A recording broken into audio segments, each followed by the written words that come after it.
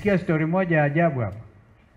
Chief Justice Martha Koome alipatia watu wa Kenya serikali, sisi tulikuwa tumepinga.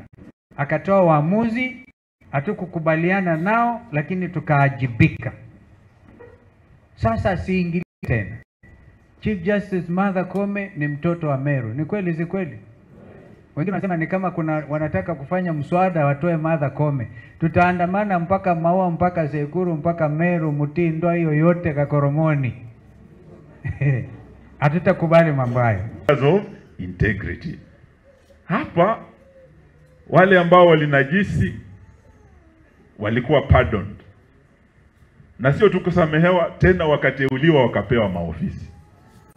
Wale ambao walikuwa wameua, walikuwa na makesi ya ufisadi, were pardoned, but not just pardoned, they were rewarded. Wao ndio wako serikali. Then how are we going to change our country?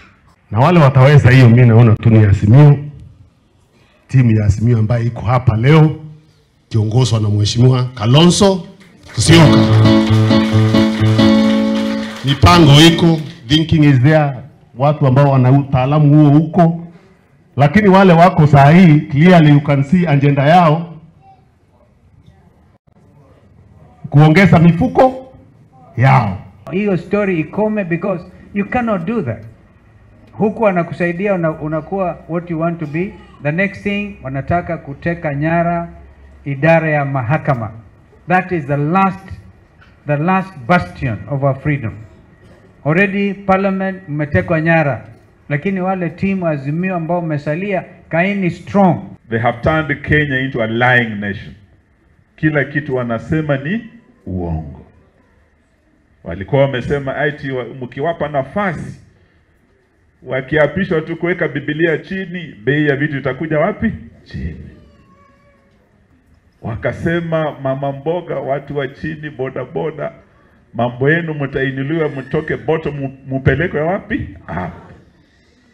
Ile kitu tu imeenda up. Sio mama mboga, sio boda boda, ni ushuru wa Zakayo. Kweli si kweli? Shikana kukomboa Kenya hii.